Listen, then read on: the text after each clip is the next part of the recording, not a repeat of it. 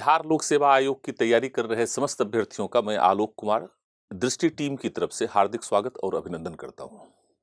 दोस्तों, आज हम लोग YouTube सेशन पर बीपीएससी हिस्ट्री ऑप्शनल के सिलेबस पर एक चर्चा परिचर्चा को प्रारंभ करने जा रहे हैं। वस्तुतः यह चर्चा परिचर्चा 4 भागों में बांटकर हम लोग करेंगे। आज हम लोग सेक्शन ए पर बातचीत कर रहे हैं, जिसके अंतर्गत हम लोग एंशिएंट हिस्ट्री के सिलेबस पर बातचीत करेंगे।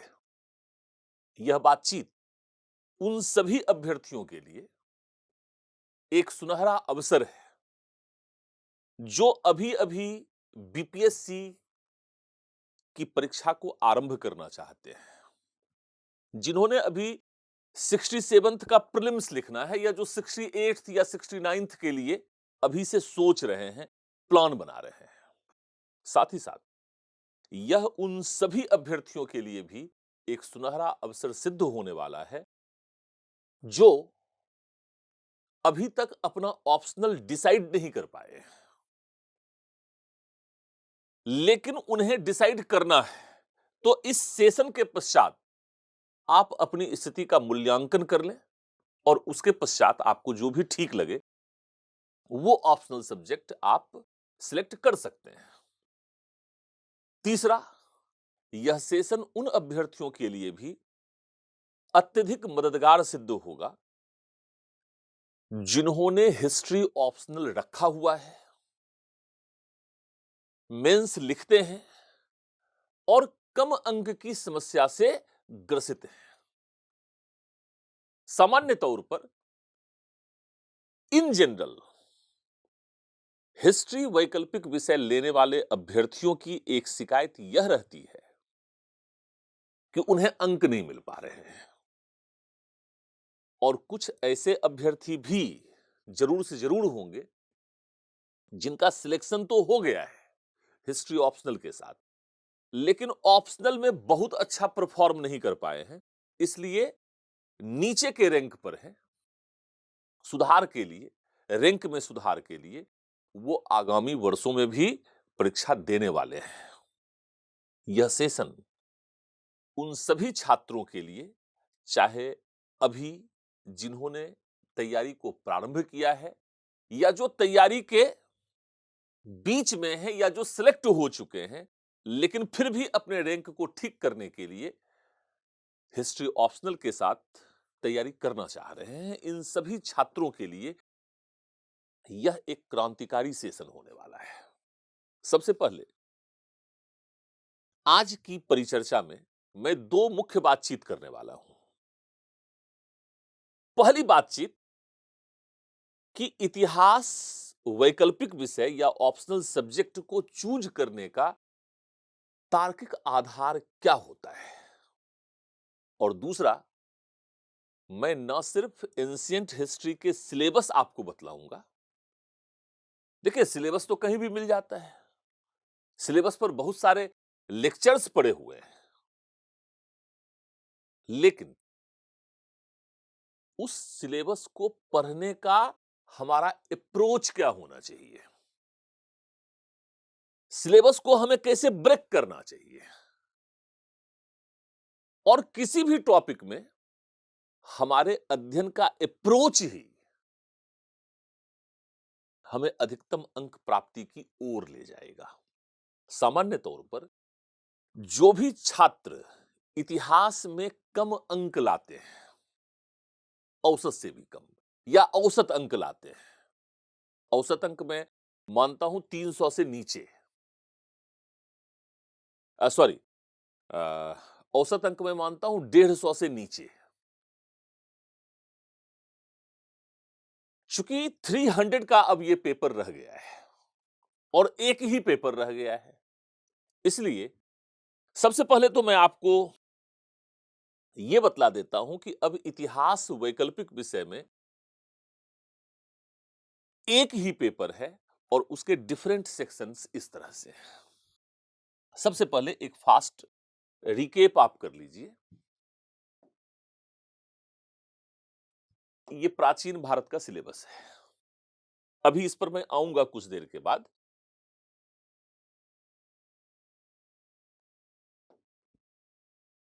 मैं एक राउंड आपसे बातचीत कर लेना चाहता हूं। ये प्राचीन भारत का सिलेबस है। इसके बाद मध्यकालीन भारत के सिलेबस पर हम लोग आएंगे। इसके बाद आधुनिक भारत के सिलेबस पर भी हम लोग आएंगे। इसके बाद विश्व इतिहास के सिलेबस पर भी आएंगे। लेकिन मैं ये चाह रहा हूं कि इस डिस्कशन को काफी महत्वपूर्ण बनाने के लिए प्राचीन भारत को कैसे पढ़ें, प्राचीन भारत का सिलेबस क्या है, उसका अप्रोच क्या है, उस पर आज विशेष बातचीत हम लोग करेंगे।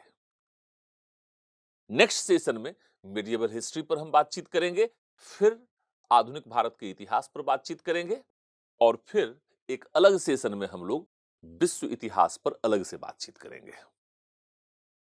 लेकिन अभी सबसे पहले मैं आपको हिस्ट्री सिलेबस के विषय में थोड़ी सी बातचीत आपको बतलाना चाहता हूं। एक स्लाइड में यहां पर ऐड कर रहा हूं।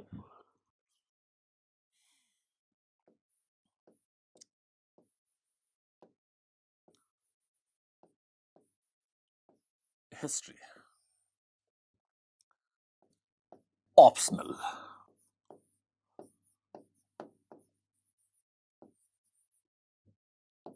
फॉर बीपीएससी हम लोग बातचीत कर रहे हैं।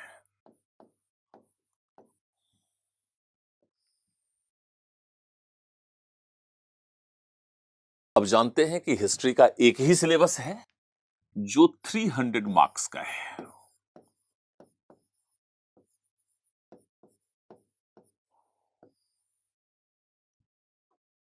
हिस्ट्री के इस सिलेबस को दो भागों में बांटा गया है।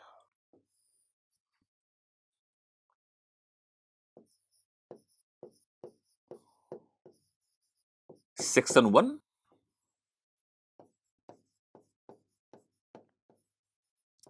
सेक्शन 2।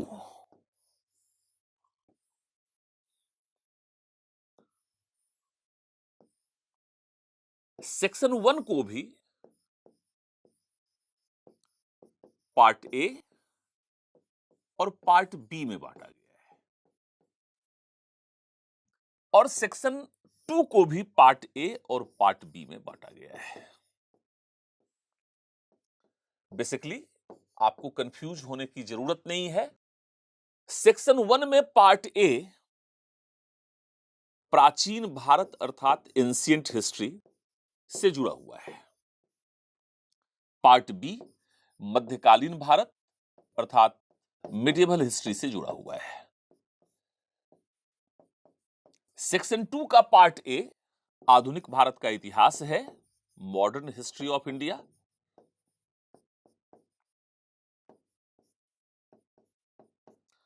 और सेक्शन 2 का पार्ट बी विश्व इतिहास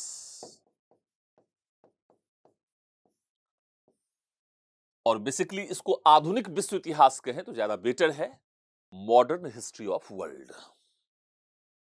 पुनर्जागरण जहां से आधुनिक युग की शुरुआत मानी जाती है, वहां से लेकर द्वितीय विश्व युद्ध तक हमें पढ़ना है।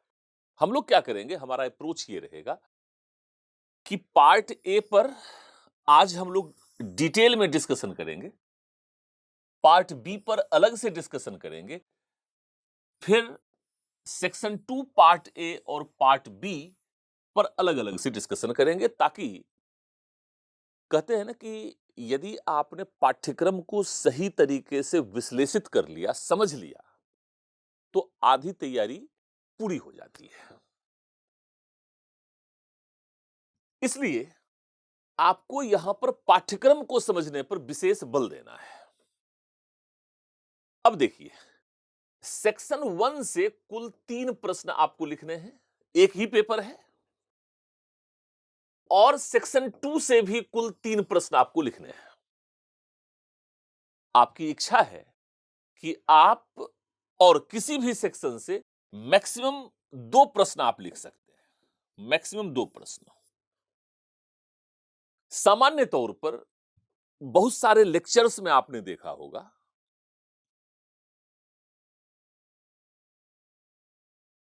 कि यह सजेस्ट किया जाता है छात्रों को कि आप प्राचीन भारत से 2 क्वेश्चन अटेम्प्ट करो और यहां पार्ट बी में, सेक्शन 2 पार्ट बी में वर्ल्ड हिस्ट्री से आप 2 क्वेश्चन अटेम्प्ट करो। लेकिन मैं आपको ऐसा कोई भी सजेशन नहीं देने जा रहा हूं।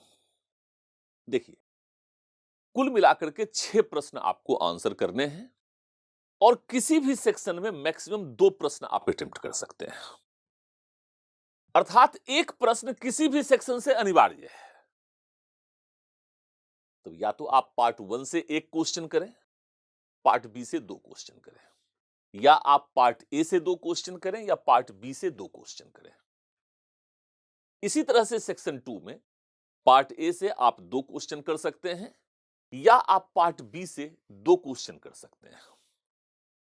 देखिए, मैं सिविल सेवा की तैयारी कर रहे समस्त अभ्यर्थियों से तार्किक होने की उम्मीद करता हूं।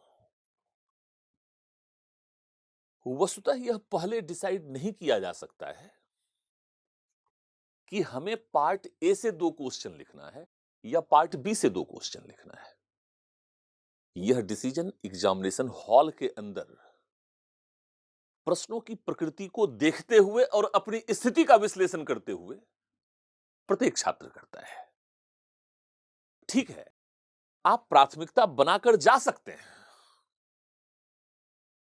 कि प्रयास करना है कि हम प्राचीन भारत में, यदि आपको सहज लग रहा है कि आप प्राचीन भारत में थोड़ा सहज हैं, तो आप ये इस स्ट्रेटजी को फॉलो कर सकते हैं कि ठीक है, यहां से 2 क्वेश्चन अगर ठीक ठाक मिल गया तो हम लिखने का प्रयास करेंगे। लेकिन सपोज करो कि प्राचीन भारत में जो प्रश्न पूछे गए हैं उसकी तुलना में यदि मध्यकालीन भारत के प्रश्न आपको ज्यादा अट्रैक्टिव लग रहे हैं या आपको लग रहा है कि आप इन प्रश्नों को ज्यादा बेटर तरीके से लिख सकते हो, तो अंक इस बात पर नहीं आते कि आपने प्रश्न का उत्तर प्राचीन भारत से लिखा है या मध्यकालीन भारत से लिखा है। मार्क्स इस बेसिस पर दिए जाते हैं कि आपने उत्तर कैसा लिखा है, प्रश्न की मांग को समझते हुए आपने कितना शानदार इंट्रोडक्शन लिखा है, कितना यूनिक इंट्रोडक्शन लिखा है, आपका प्रेजेंटेशन, आपकी एनालिसिस यूनिक है या नहीं है, आपके उत्तर में दमखम है या नहीं है, यह अट्रैक्टिव है या नहीं है, यह कैची है या नहीं है। सामान्य तौर पर मुख्य परीक्षा के प्रश्नों को डील करने के 2 अप्रोच होते हैं। सामान्यतः हमने यह देखा है कि जो भी अभ्यर्थी कम अंक की समस्या से ग्रसित हैं इतिहास में, सामान्य तौर पर हमने यह देखा है कि ऐसे अभ्यर्थी कहानी लेखन के अप्रोच में इतिहास के प्रश्नों का उत्तर लिखते हैं। ऐसा लगता है कि वो एक कहानी लिख रहे हैं। सपोज कीजिए कि सिंधु घाटी सभ्यता से कुछ भी पूछ लिया गया और ऐसे बहुत से सिलेक्ट कैंडिडेट के आंसर्स में भी, जिनको हिस्ट्री में अच्छा अंक नहीं मिला है, उनके आंसर्स में भी मैं ये प्रॉब्लम देखता हूं। दोष वो विषय को देते हैं कि हमें अच्छा अंक नहीं मिला, ये विषय अच्छा नहीं है, लेकिन वस्तु स्थिति ये है कि उन्होंने अपना उत्तर सही तरीके से नहीं लिखा है, जो प्रश्न की मांग के अनुरूप नहीं है। सपोज कीजिए कि सिंधु घाटी सभ्यता से कोई प्रश्न पूछ लिया गया, जैसे पिछले साल सिंधु घाटी सभ्यता की विशेषताओं को पूछ लिया गया। इन विशेषताओं को लिखने में सिंधु घाटी सभ्यता के उद्गम और पतन पर भी अगर आप लिखना प्रारंभ करते हैं तो यह अपने आप में एक आपके उत्तर को डिरेल्ड करने वाला सिद्ध होगा। ठीक है, आप एक छोटा सा पॉइंट लिख सकते हैं सिंधु घाटी सभ्यता की विशेषताओं में, 2-3 लाइन लिख सकते हैं उद्गम पर, 2-3 लाइन आप पतन पर लिख सकते हैं। लेकिन अगर आप उद्गम पर 1 पेज लिखते हैं, पतन पर एक और पेज लिखते हैं और 1 पेज में विशेषताएं लिखते हैं और आप ये सोचते हैं कि आपको बहुत अच्छा अंक आ जाए, तो ये संभव नहीं है। पहली बात तो ये है। दूसरी बात, विशेषताओं को लिखते हुए भी आप सिंधु घाटी सभ्यता की समग्र विशेषताओं को समाहित नहीं कर पाते हैं और आप बिल्कुल यूनिक तरीके से, बिल्कुल डिफरेंट तरीके से सोच पा सकने में असफल हैं और यही कारण है कि इतिहास में कम अंक आते हैं। मैं इसको अपने डिस्कशन में इसको शामिल करूंगा। जैसे सिंधु घाटी सभ्यता की विशेषता के विषय में लिखते हुए सामान्य तौर पर आप क्या करते हैं, थोड़ा समाज के विषय में लिखते हैं, थोड़ा अर्थव्यवस्था के विषय में लिखते हैं, थोड़ा कला के विषय में लिखते हैं, थोड़ा व्यापार के विषय में लिखते हैं, थोड़ा धर्म के विषय में लिखते हैं। लिखना भी चाहिए, ये सारे डायमेंशंस लिखना चाहिए।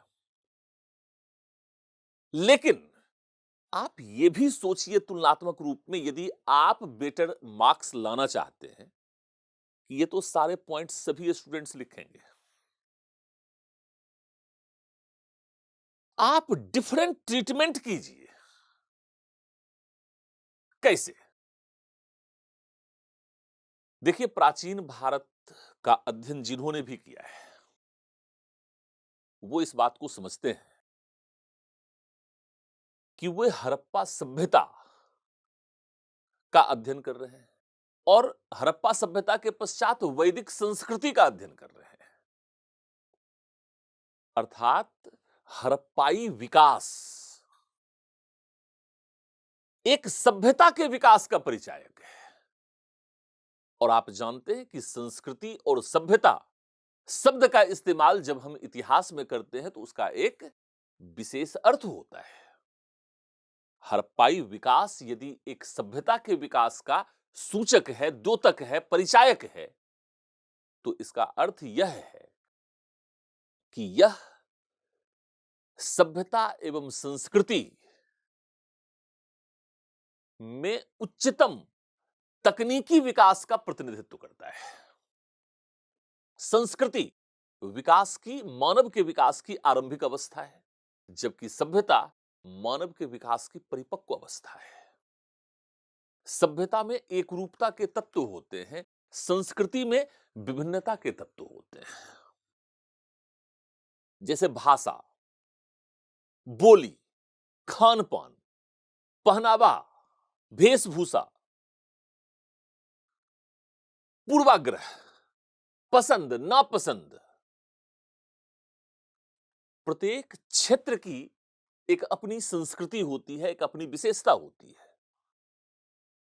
जैसे नॉर्थ वेस्ट में पंजाब और बिहार की संस्कृति में, खान पान में, वेशभूषा में, पसंद नापसंद में अंतर होता है। इसी तरह से उत्तर भारत और दक्षिण भारत में अंतर होता है, यह स्वाभाविक है। तो संस्कृति में विविधता के तत्व होते हैं और प्लेस टू प्लेस, प्रत्येक स्थान पर यह अलग अलग होता है। लेकिन जब हम सभ्यता शब्द का इस्तेमाल करते हैं और किसी इतिहास में किसी काल को यदि हम सभ्यता कहते हैं, तो इसका अर्थ है कि वहां पर विविधता के साथ साथ एकीकरण या एकरूपता के तत्वों का विकास हुआ।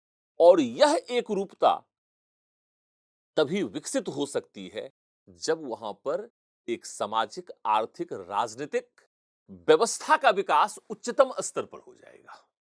और स्पेशली एकरूपता का तत्व प्रशासनिक विकास के बिना नहीं हो सकता है,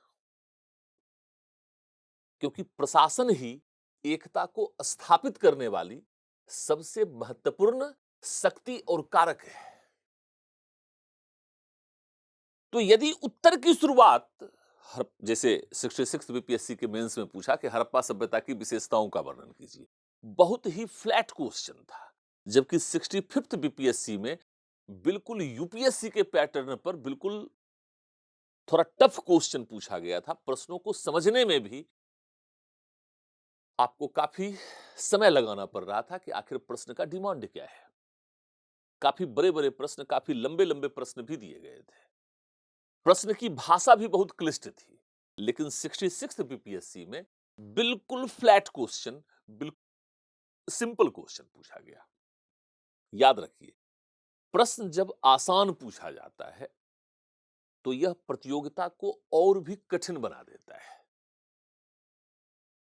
और ऐसे पेपर में आप जब तक यूनिक ट्रीटमेंट नहीं करेंगे, अन्य अभ्यर्थियों की तुलना में अलग प्रस्तुतिकरण नहीं करेंगे, अलग विश्लेषण नहीं करेंगे, अलग पॉइंट्स को नहीं उठाएंगे, जनरल मार्किंग का खतरा होता है। चाहे आपका विषय इतिहास हो या कोई भी अन्य विषय हो, वहां पर जब जनरल मार्किंग होता है तो इसका मतलब है कि लगभग सभी अभ्यर्थियों ने एक समान उत्तर लिखा है। लेकिन इस जनरल मार्किंग में भी कुछ स्टूडेंट्स ऐसे होते हैं जिन्हें सामान्य से, औसत से बहुत ही अच्छा अंक मिलता है। इसका कारण क्या होता है? इसका कारण है उनका यूनिकनेस, उनका राइटिंग स्किल, उनका प्रेजेंटेशन स्किल और उनका एनालिटिकल स्किल, जो उन्हें अन्य अभ्यर्थियों की तुलना में बिल्कुल अलग बना रहा है। जैसे हमने कहा कि हड़प्पाई विकास एक सभ्यता के विकास का द्योतक है और सभ्यता का विकास मानव विकास की उच्चतम अभिव्यक्ति को बतलाता है। यह उच्चतम तकनीकी विकास को बतलाता है। यह समाज और संस्कृति में एकीकरण और एकरूपता के तत्वों के विकास का प्रतिनिधित्व करता है। ऐसे करके अपना आंसर अगर हम शुरुआत करते हैं तो हम दूसरे अभ्यर्थियों की तुलना में अलग हो जाएंगे और हजारों लोगों की कॉपी में स्वाभाविक सी बात है कि जो भी एग्जामिनर है उसकी नजर में आप आ जाएंगे कि नहीं, इस बच्चे ने बहुत अच्छा ट्रीटमेंट किया है। आप सभी लोग जानते हैं कि तकनीकी रूप में हड़प्पा सभ्यता एक कांस्य युगीन सभ्यता है, जबकि ऐतिहासिक विकास के दृष्टिकोण से यदि हम देखें तो यह ताम्रपाषाणिक सभ्यता है। विश्व में जो अन्य सभ्यताएं हैं उनसे यदि हम तुलना करें तो यह उस समय विश्व में सामान्य तौर पर ताम्रपाषाणिक सभ्यताएं चल रही थी। लेकिन हड़प्पा और मेसोपोटामिया दोनों ही सभ्यताएं एक कांस्य युगीन सभ्यता के रूप में हमारे समक्ष उपस्थित हुई जब विश्व के अन्य क्षेत्रों में ताम्रपाषाणिक काल चल रहा था। उस समय में क्योंकि तांबे की तुलना में कांसे का प्रयोग उन्हें तकनीकी रूप से अधिक उन्नत सिद्ध करता है। इसी प्रकार से जब हम हड़प्पा सभ्यता से संबंधित किसी प्रश्न को लिखते हैं और जब हम इस बात को थोड़ा इंटरलिंक्ड करने का प्रयास करते हैं कि वस्तुतः इस काल में विश्व के विभिन्न क्षेत्रों में नदी घाटी सभ्यताओं का विकास हुआ, चाहे वह मेसोपोटामिया हो, चाहे वह नील हो, चाहे वह चीन हो, चाहे वह सिंधु घाटी की सभ्यता हो। अर्थात हड़प्पा सभ्यता या सिंधु घाटी की सभ्यता एक नदी घाटी की सभ्यता है और हमेशा नदी घाटी की सभ्यता कृषि अधिशेष की व्यवस्था को जन्म देता है और कृषि अधिशेष अर्थात एग्रीकल्चर सिर्फ जीविकोपार्जन के लिए नहीं हो रहा है, बल्कि अधिशेष का उत्पादन व्यापार और वाणिज्य के विकास को बल प्रदान करता है, विनिर्माण गतिविधियों को बल प्रदान करता है। अर्थात यह अर्थव्यवस्था के अन्य क्षेत्रकों के विकास को अभिप्रेरित करता है। अभी जब हम लोग आंसर राइटिंग पर बातचीत करेंगे और सिलेबस के डिस्कशन के पश्चात मैं प्रयास ये करूंगा कि धीरे धीरे एटलीस्ट 63rd, 64th, 65th और 66th बीपीएससी में पूछे गए प्रश्नों का एक आदर्श उत्तर मैं यहां आप सभी लोगों के समक्ष प्रस्तुत कर सकूं। वस्तुतः मैंने क्यों कहा कि सामान्य तौर पर बिहार लोक सेवा आयोग की तैयारी कर रहे अभ्यर्थी ही नहीं, बल्कि बिहार लोक सेवा आयोग की तैयारी कराने वाले संस्थाओं में भी इतिहास को बहुत सामान्य दृष्टिकोण के साथ, कहानी लेखन के अप्रोच के साथ पढ़ा और पढ़ाया जाता है। और जब आप इस कहानी लेखन के अप्रोच के साथ जब आप इतिहास को लिखते हैं, तो स्वाभाविक सी बात है कि इतिहास में आप कुछ बेहतर नहीं कर पाते हैं। दृष्टि यूट्यूब श्रृंखला के अंतर्गत मैं इस पूरे अध्ययन की दिशा और दशा में एक क्रांतिकारी परिवर्तन का सूत्रपात करना चाह रहा हूं। और इसलिए मैं आप समस्त बिहार लोक सेवा आयोग की तैयारी कर रहे अभ्यर्थियों की तरफ से दृष्टि टीम को और विकास दिव्यकीर्ति सर को, आप समस्त अभ्यर्थियों की तरफ से बहुत बहुत धन्यवाद कहना चाहता हूं। क्योंकि इतिहास वैकल्पिक विषय में विशेषकर आप जानते हैं कि बिहार के सबसे अधिक बच्चे इतिहास वैकल्पिक विषय लेते हैं, और उस इतिहास वैकल्पिक विषय का परंपरागत तरीका वस्तुतः आपको भी इतिहास की विषय वस्तु बना देता है। मैं चाहता हूं कि इतिहास के अध्ययन के एक नवीन दृष्टिकोण को मैं आपके समक्ष प्रस्तुत कर सकूं, और आप इतिहास की विषय वस्तु ना बने, बल्कि आप एक नया इतिहास रचें। इसी दृष्टिकोण के साथ, इसी उद्देश्य के साथ मैंने यह प्रयास किया कि दृष्टि के प्लेटफॉर्म से आप समस्त अभ्यर्थियों के लिए एक नए प्रयास और एक नई पहल के रूप में इतिहास विषय के अध्ययन के नवीन दृष्टिकोण को आपके समक्ष प्रस्तुत करूं। खैर, अब मेरी बातचीत का जो दूसरा मुद्दा है उस पर मैं आता हूं। सिलेबस को आपने समझ लिया होगा, इस तरीके से ये सिलेबस आपको पढ़ना है। अभी किसी भी विषय पर मैं बातचीत करूं उसके पहले उन अभ्यर्थियों से मैं बातचीत करना चाह रहा हूं जिन्होंने अभी अभी तैयारी प्रारंभ की है, या अभी उन्होंने अपना ऑप्शनल सब्जेक्ट डिसाइड नहीं किया है, या अगर डिसाइड भी किया है तो अभी उन्होंने उस पर अध्ययन प्रारंभ नहीं किया है, और अभी भी उनके मन में उहापोह की स्थिति चल रही है कि इतिहास विषय लें या कोई अन्य विषय लें।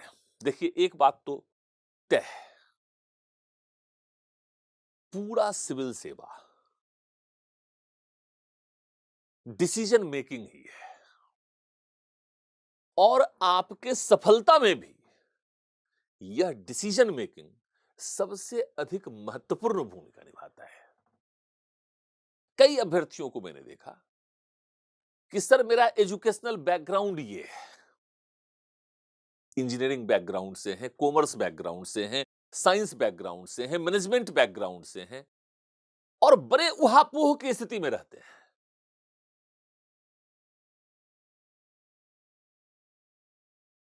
क्योंकि उन्होंने ग्रेजुएशन में कोई डिफरेंट सब्जेक्ट पढ़ा है, और सामान्य तौर पर सिविल सेवा में 4-5 सब्जेक्ट अधिक पॉपुलर होते हैं। उनमें इतिहास बहुत ही ज्यादा पॉपुलर है, खास करके बिहार लोक सेवा आयोग के संदर्भ में तो बहुत ही ज्यादा पॉपुलर है। तो सबसे पहली बात, चाहे आप बीपीएससी की तैयारी कर रहे हो, चाहे आप यूपीएससी की तैयारी कर रहे हो, और मैं ये मान के चलता हूं कि आप जब बीपीएससी की तैयारी कर रहे हैं तो आप यूपीएससी की तैयारी भी जरूर से जरूर कर रहे होंगे। याद रखिए, प्रारंभिक परीक्षा के स्तर पर और मुख्य परीक्षा के स्तर पर जनरल स्टडीज में इतना कुछ पढ़ने की आवश्यकता है हमेशा उसे अपडेट करने की आवश्यकता है, रिवाइज करने की आवश्यकता है कि आपके अध्ययन का एक बड़ा सा भाग जनरल स्टडीज के अध्ययन को केंद्रित करता है और केंद्रित करना भी चाहिए। सामान्य तौर से ऑप्शनल सब्जेक्ट के मुकाबले जनरल स्टडीज की अच्छी तैयारी अंक प्राप्ति के दृष्टिकोण से भी अत्यधिक महत्वपूर्ण है। बिहार लोक सेवा आयोग के संदर्भ में मैंने देखा है कि 75% 80% प्लस मार्क्स जनरल स्टडीज में आए हैं, लेकिन 80% मार्क्स या 80% प्लस मार्क्स सामान्य तौर पर ऑप्शनल में नहीं आते हैं। ऑप्शनल में लगभग 60 से 70% के बीच अधिकतम मार्क्स आने की संभावना रहती है और इतिहास में वो है।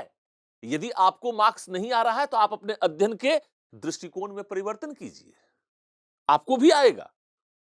और ये जो बात मैं कह रहा हूं, यह अपने 15 वर्षों के अध्ययन अध्यापन के अनुभव के आधार पर कह रहा हूं और अपने खुद के एक्सपीरियंस के आधार पर भी कह रहा हूं।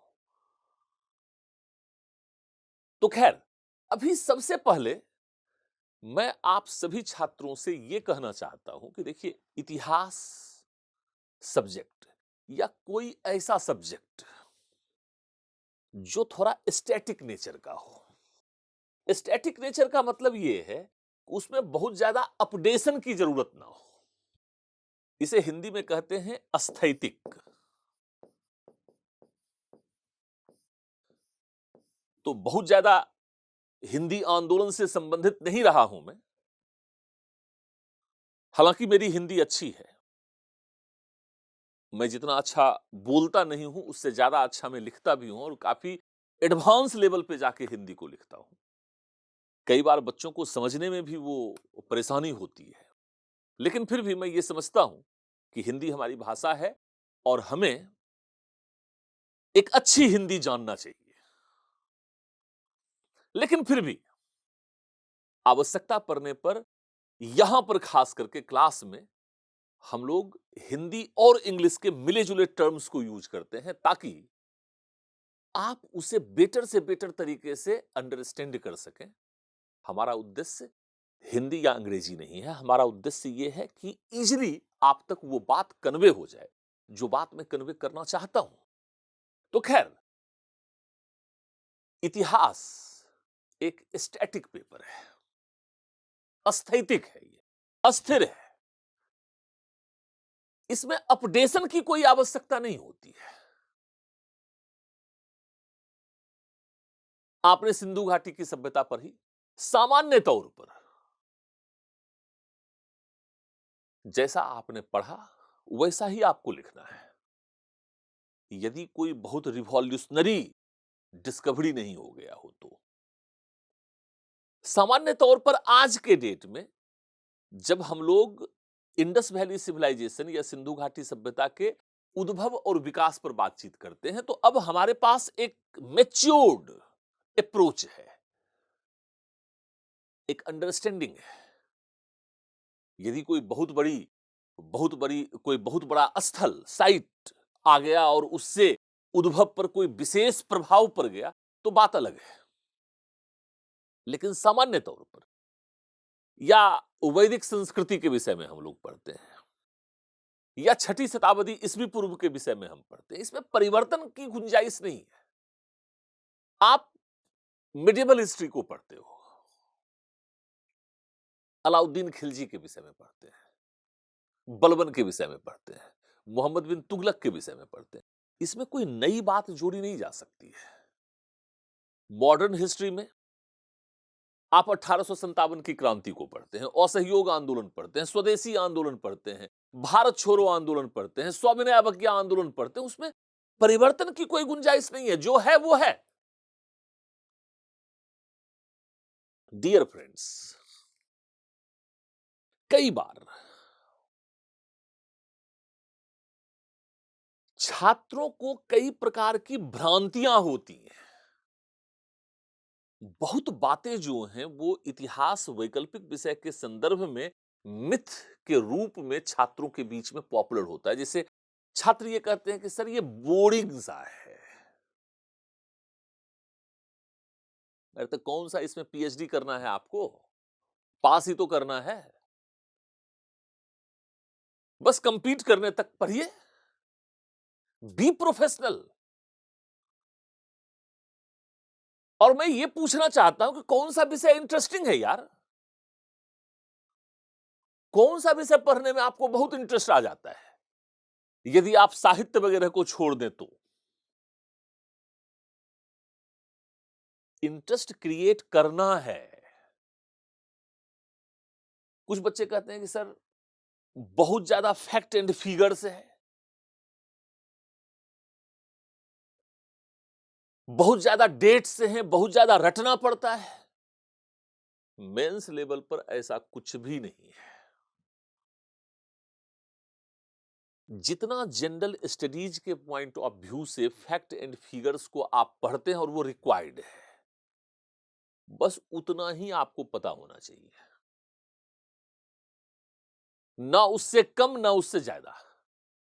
जनरल स्टडीज के पॉइंट ऑफ व्यू से, प्रीलिम्स के पॉइंट ऑफ व्यू से, एंशिएंट, मेडिएवल, मॉडर्न हिस्ट्री में जितना फैक्ट एंड फिगर्स आप पढ़ते हैं, सिर्फ उतना ही फैक्ट एंड फिगर्स मेंस में भी यूज होते हैं। इवन उतना फैक्ट एंड फिगर्स भी यूज नहीं होते हैं। मेंस एनालिसिस का सब्जेक्ट है। मोटे मोटे कुछ फैक्ट एंड फिगर्स किसी भी सब्जेक्ट के लिए आवश्यक होते हैं। ज्योग्राफी से ज्यादा फैक्ट एंड फिगर्स कहीं पर होता होगा? विश्व में इतनी नदियां हैं, इतने पहाड़ हैं, इतने पर्वत हैं, इतने झील हैं, इतने मरुस्थल हैं, पता नहीं क्या क्या है, वनस्पतियां हैं, पर्यावरण है, उच्चावचे हैं, पता नहीं कैसी कैसी आकृतियां हैं, और वो उसका विश्व वितरण, भारत में वितरण, सबको दिमाग में रखना। साइंस के किसी भी सब्जेक्ट में कितने अधिक फैक्ट एंड फिगर्स हैं। तो fact and figures mains level पे किसी भी ऑप्शनल सब्जेक्ट के लिए बिल्कुल मोटे मोटे फैक्ट एंड फिगर्स ही आवश्यक होते हैं, जो सामान्य प्रकार के फैक्ट एंड फिगर्स हैं, जिसके आधार पर आप अपने एनालिसिस को आगे बढ़ाते हैं। भाई विश्लेषण को आगे बढ़ाने के लिए भी तो आपके पास कुछ ना कुछ फैक्ट एंड फिगर्स चाहिए ना।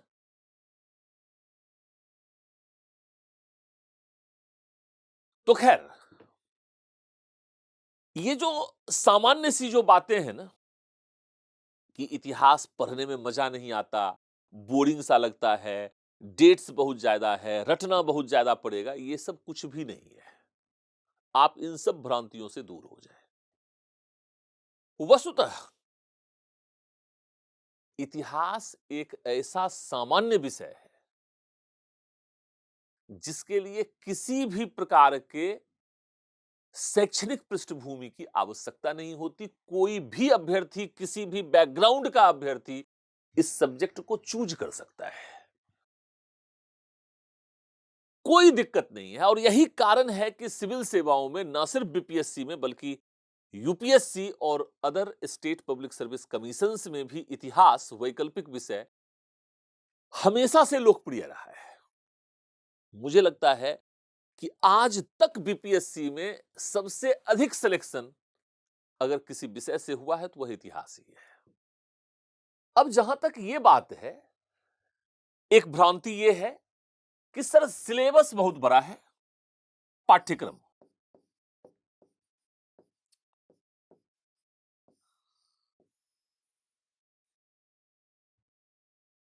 तो इस संदर्भ में मैं आपसे यह अपील करना चाहूंगा कि आपका दृष्टिकोण बहुत तार्किक होना चाहिए। मुझे लगता है कि एक एलएसडब्ल्यू को आप छोड़ देंगे, लेबर एंड सोशल वेलफेयर, तो बाकी किसी भी विषय का सिलेबस कम नहीं है। इस बात को नोट करके रखिएगा। चाहे आप ज्योग्राफी की बात करें या सोशियोलॉजी की बात करें या हिंदी लिटरेचर की बात करें या किसी भी की सब्जेक्ट की बातचीत करें या पॉलिटिकल साइंस की बातचीत करें, सिलेबस सामान्यतः तौर पर छोटा नहीं होता है। हां, कई बार क्या होता है कि कई सब्जेक्ट्स ऐसे होते हैं जिनका सिलेबस देखने में आपको लगेगा कि वो छोटा है। जैसे मान लीजिए कि इतिहास के सिलेबस को भी छोटा बनाया जा सकता है। जैसे मान लीजिए कि हिस्ट्री ऑफ मॉडर्न इंडिया में बिल्कुल 2-3 बातें लिख के भी इसको खत्म किया जा सकता है। जैसे अंग्रेजी आक्रमण या अंग्रेजी साम्राज्य विस्तार की प्रक्रिया 1757 से 1857। दूसरा दे दे अंग्रेजों के विरुद्ध भारतीय प्रतिक्रिया,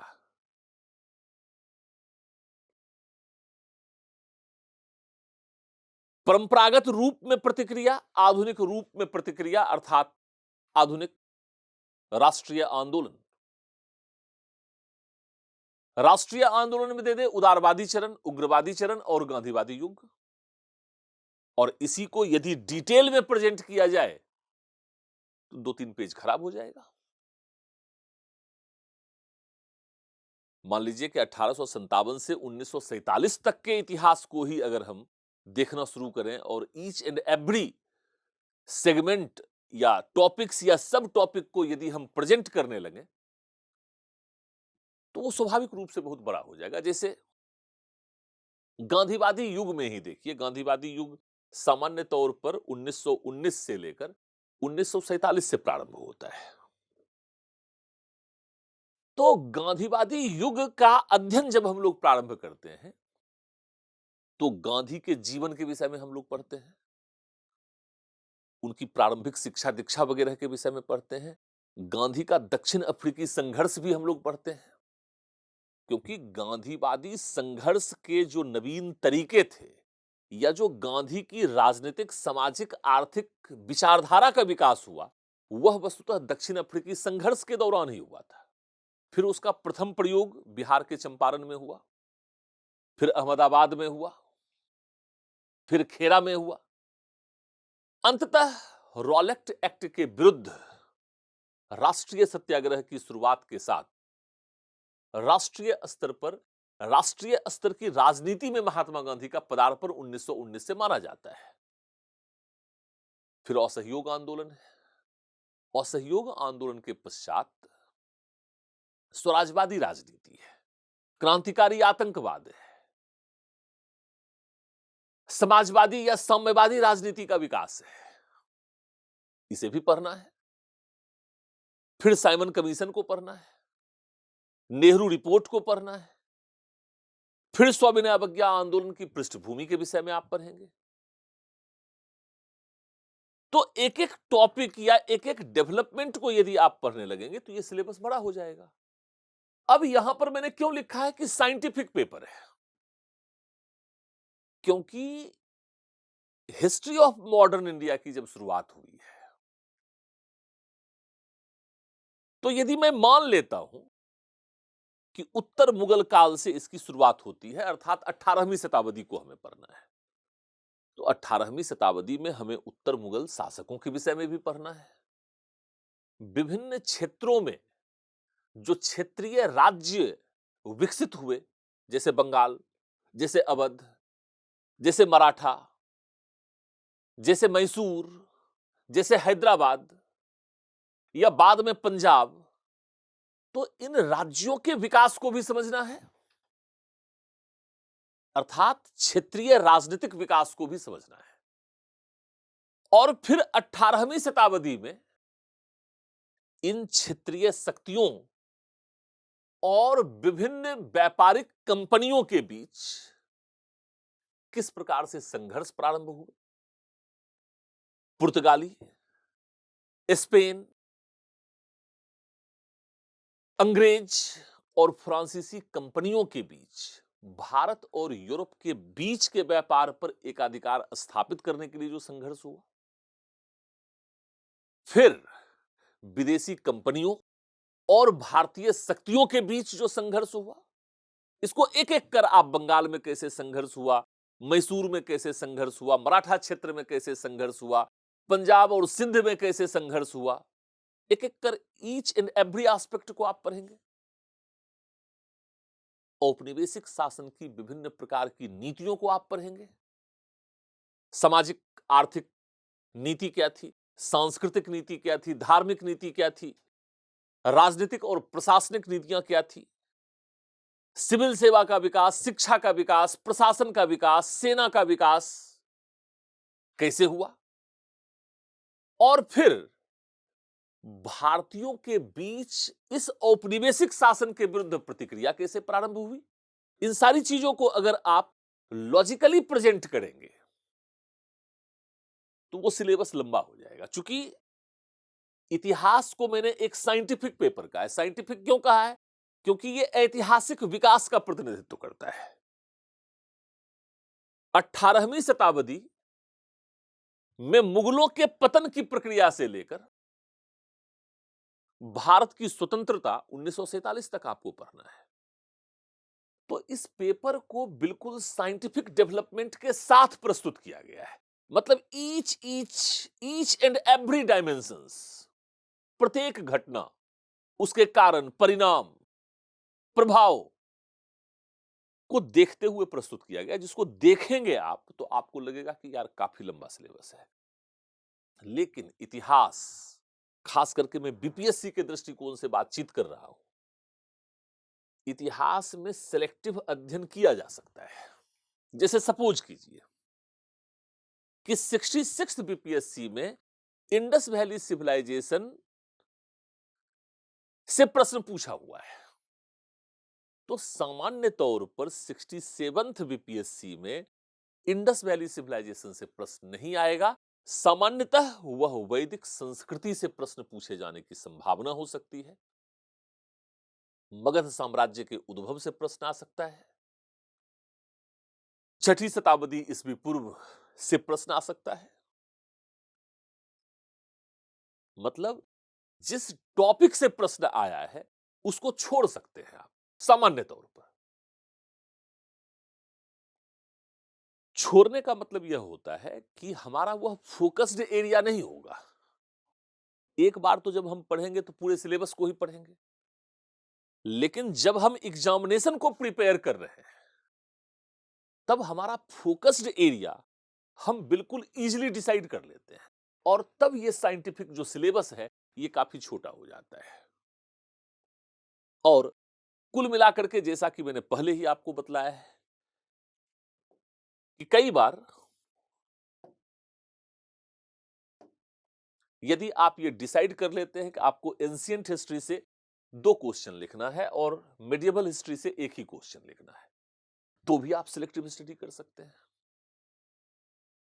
यही सेम बात यदि यहां पर आप डिसाइड कर लेते हैं कि आपको वर्ल्ड हिस्ट्री से 2 क्वेश्चन लिखना है, मॉडर्न हिस्ट्री से 1 क्वेश्चन लिखना है, या मॉडर्न हिस्ट्री से 2 क्वेश्चन लिखना है, वर्ल्ड हिस्ट्री से 1 क्वेश्चन लिखना है, तब भी आप काफी सिलेक्टिव हो सकते हैं।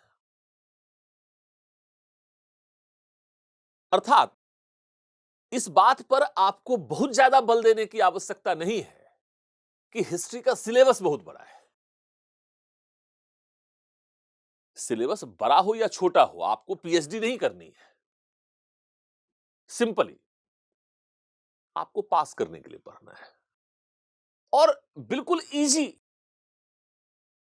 चूंकि इतिहास मैंने कहा कि किसी भी प्रकार के शैक्षणिक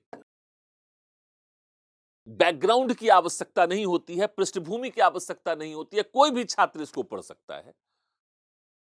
इसलिए सामान्य तौर पर इसको सिलेक्ट कीजिए, लेकिन आपका ट्रीटमेंट मेंस लेवल पर अलग होना चाहिए। मार्क्स इस बात पर डिपेंड करता है कि ओवरऑल आपकी राइटिंग स्किल कैसी है, आपका प्रेजेंटेशन आर्ट कैसा है, आपका एनालिटिकल स्किल कितना एडवांस लेवल तक है। मार्क्स इस बात पर डिपेंड करते हैं। मार्क्स की चिंता आप छोड़ दीजिए। जिस किसी भी भाई को मार्क्स नहीं आता है, एक बार प्लीज जरूर आप मेरे से मिलना। उत्तर को प्रस्तुत करने की कला पर यदि आप काम कर लेंगे और मैक्सिमम 1.5 से 2 महीना, तो इतिहास में 70% मार्क्स, 60 से 70% मार्क्स, और 60 से 70% मार्क्स यदि किसी भी वैकल्पिक विषय में आपको आ रहा है तो आप रैंक लगाने जा रहे हैं। खैर, अभी मैं इस बात पर थोड़ा सा डिस्कशन कर लेता हूं, खास करके नए बच्चों के लिए, कि इतिहास वैकल्पिक विषय को लेने का संभावित लाभ क्या हो सकता है। जैसा कि आप जानते हैं, इस पर बहुत ज्यादा चर्चा परिचर्चा करने की आवश्यकता नहीं है, कि आप जानते हैं प्रारंभिक परीक्षा में लगभग 35 प्रश्न इतिहास विषय से पूछे जाते रहे हैं। और ये 35 प्रश्न प्रारंभिक परीक्षा में आपके चयन को सुनिश्चित करने में बहुत बड़ी भूमिका निभाता है। सामान्य तौर पर अगर 66 बीपीएससी के प्रीलिम्स के अपवाद को छोड़ दें, तो सामान्य तौर पर यह 97 औसतन कट ऑफ रहा है प्रीलिम्स में। 96, 97, 96, 97 और 35 प्रश्न यदि इतिहास से ही पूछे जा रहे हैं, तो आप सोचिए कि आप लगभग आधी जंग जीत चुके हैं। इसी तरह से मेंस में जनरल स्टडीज का जो सेक्शन है, उसमें भी 2 पेपर हैं, पेपर 1, पेपर 2। तो पेपर 1 का जो सेक्शन 1 है, वह मॉडर्न हिस्ट्री एंड कल्चर, अर्थात वहां से जनरल स्टडीज में 114 मार्क्स के प्रश्न आते हैं। पूरा का पूरा एक सेक्शन, पेपर 1 का सेक्शन 1 इतिहास ही आपको पढ़ना है। आपने इतिहास ऑप्शनल लिया या नहीं लिया, आपको यहां पढ़ना ही पढ़ना है। प्रीलिम्स के लिए पढ़ना ही पढ़ना है। सामान्य तौर पर चाहे हम यूपीएससी या किसी भी other state public service commission की बात करें, सामान्य तौर पर इतिहास से संबंधित प्रश्न पूछे ही जाते हैं। यदि आपका नॉन हिस्ट्री बैकग्राउंड भी है, तो भी उस राज्य के इतिहास से, उस राज्य की जो ऐतिहासिक और सांस्कृतिक विशेषता है, आपका जो गृह जिला है, उसकी जो इतिहास और संस्कृति है, उसका जो ऐतिहासिक महत्व है, वहां से प्रश्न रहता ही रहता है। बिहार के विशेष संदर्भ में आप जानते हैं कि बिहार प्राचीन काल से ही भारतीय सभ्यता और संस्कृति के केंद्र में रहा है।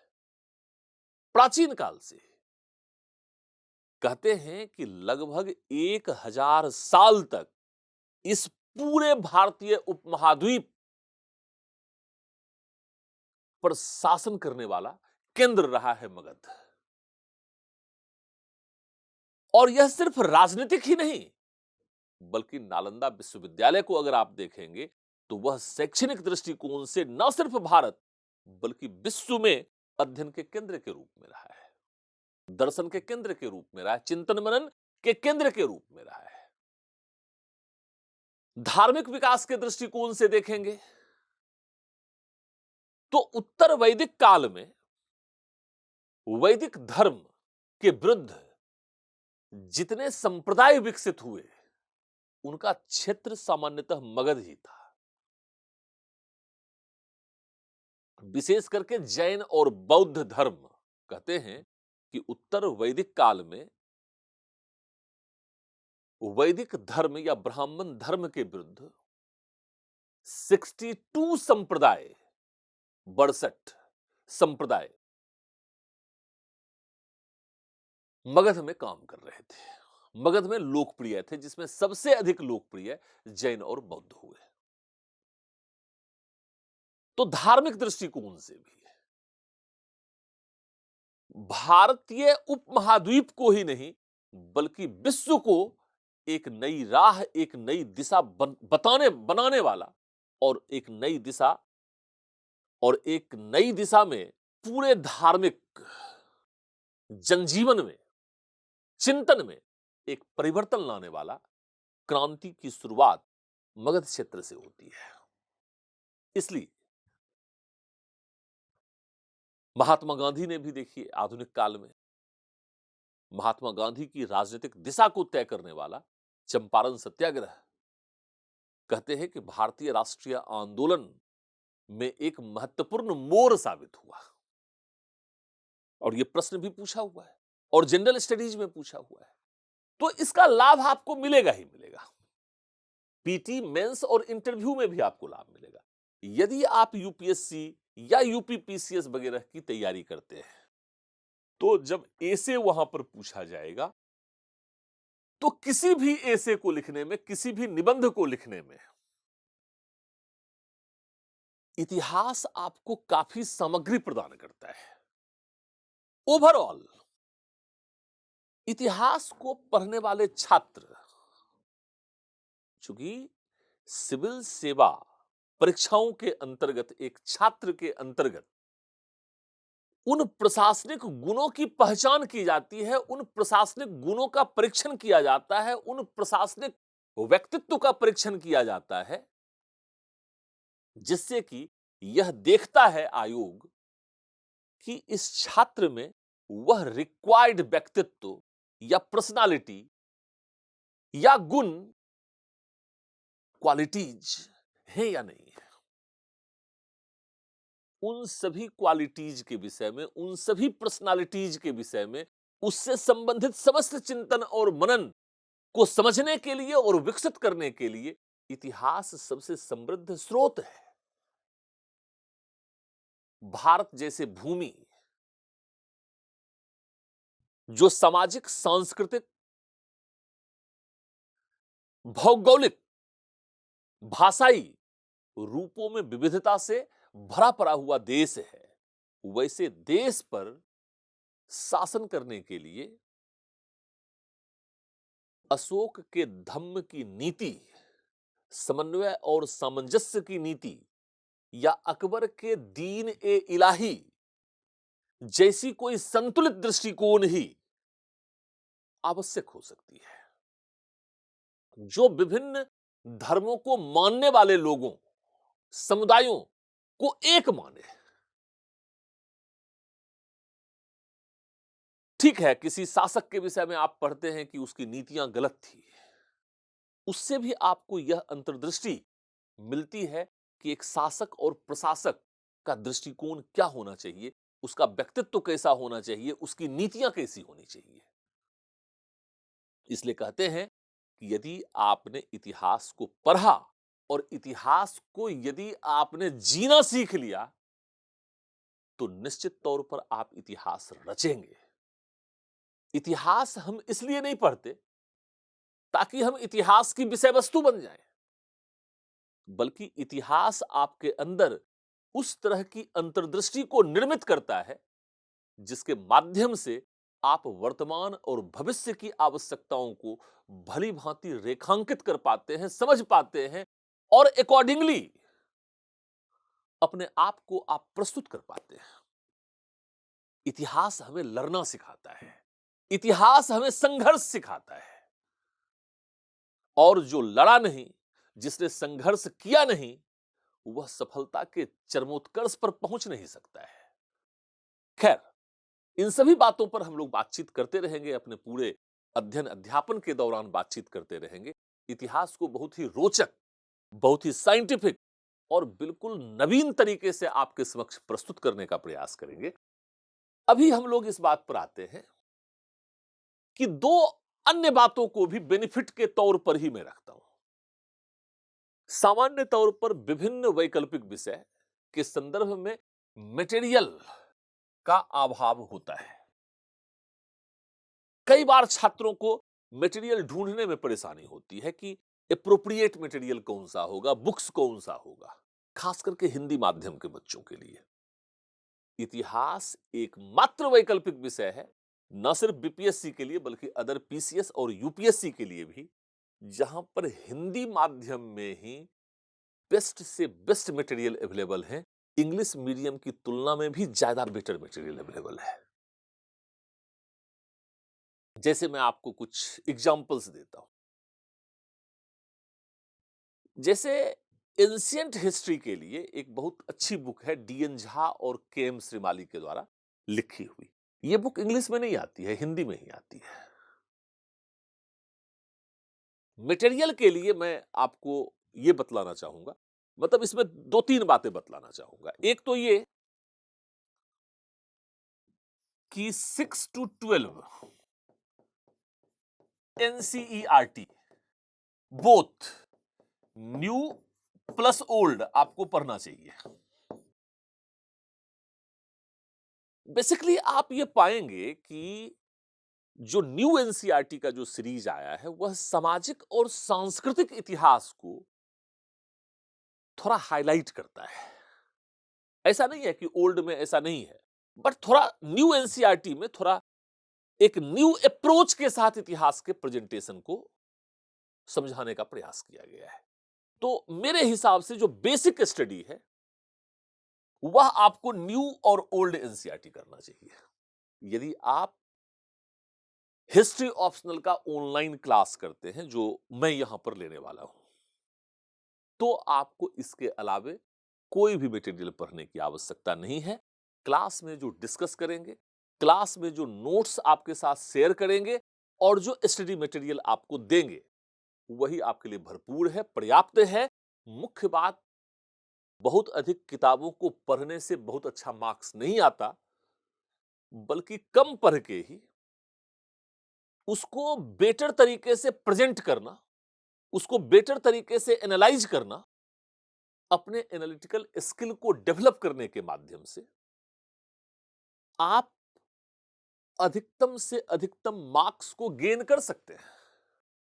आपको कहीं कोई समस्या नहीं होगी। खैर, मेरे हिसाब से बेसिक में तो इतना ही पढ़ना चाहिए। इसके अलावा यदि कोई क्लास में नहीं आना चाहता है या नहीं आ सकता है, तो सीधे सीधे किसी बुक को मत पढ़ो। एनसीईआरटी न्यू और ओल्ड पढ़ने के बाद आप सीधे सीधे बीए और एमए में इग्नू का मटेरियल पढ़ लो। लेकिन याद रखना,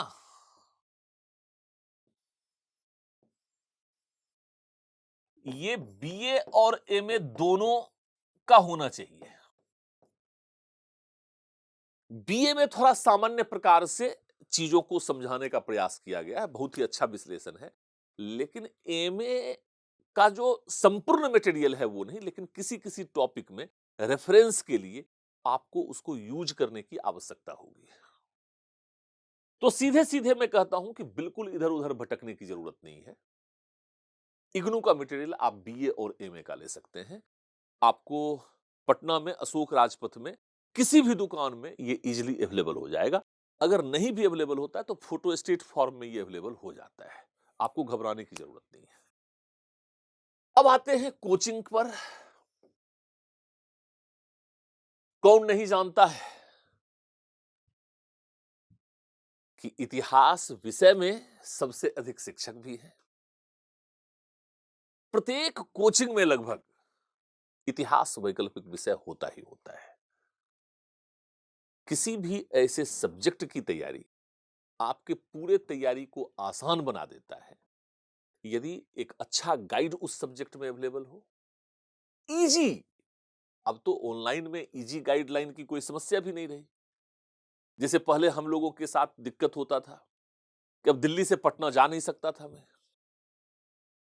दिल्ली में ही जितने बच्चे आते थे, बिहार के बहुत कम बच्चे आ पाते थे, तो उन्हीं बच्चों को मैं मार्गदर्शन दे पाता था। लेकिन अब तो ऑनलाइन में मैं दिल्ली में ही बैठकर बिहार के किसी भी डिस्ट्रिक्ट के बच्चों के साथ जुड़ सकता हूं। तो कहते हैं ना कि आपदा में भी अवसर ढूंढना चाहिए।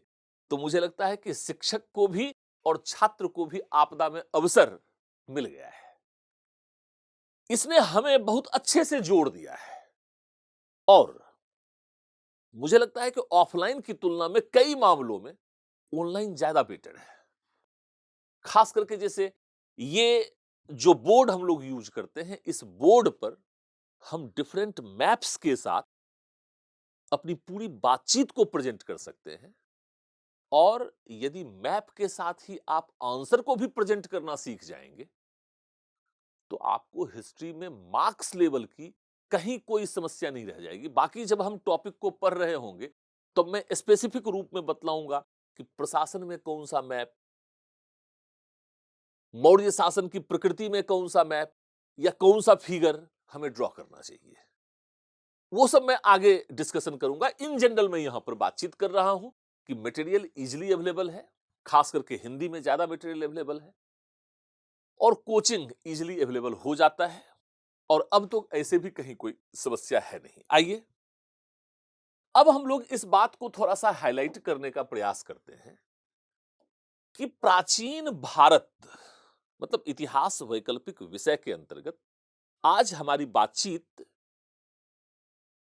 सिलेबस के एनालिसिस पर होना चाहिए। सामान्यतः बच्चे क्या करते हैं कि जैसे सिलेबस ये बीपीएससी के द्वारा दिया गया सिलेबस है। इसमें दिया गया कि सिंधु घाटी सभ्यता या सिंधु सभ्यता पर आपको क्या-क्या पढ़ना है। तो परिचय को पढ़ना है, उद्भव को पढ़ना है, विस्तार, नगर नियोजन और प्रकृति को पढ़ना है। सिंधु सभ्यता में व्यापार और संबंध, धर्म, पतन के कारण उत्तरजीविता और सातत्य। सातत्य का मतलब होता है कंटिन्यूटी।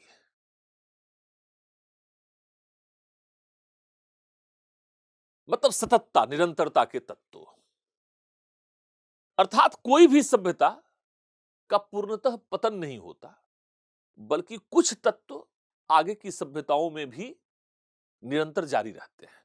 उसका प्रभाव देखा जा सकता है। तो खैर, अब सिंधु घाटी सभ्यता को कैसे पढ़ा जाए? तो मैं समझता हूं कि सिर्फ 3 डायमेंशन को आपको पढ़ना चाहिए। सिर्फ और सिर्फ 3 डायमेंशन को। एक भी प्रश्न आपका छूटना नहीं है। सबसे पहला डायमेंशन तो सिंधु सभ्यता के उद्भव और विकास को लॉजिकली अंडरस्टैंड करने का प्रयास कीजिए। उद्भव और विकास को, और सामान्यतः उद्भव और विकास को भी बहुत रटे रटाए तरीके से, बहुत ट्रेडिशनल तरीके से आप लोग प्रस्तुत करते हैं।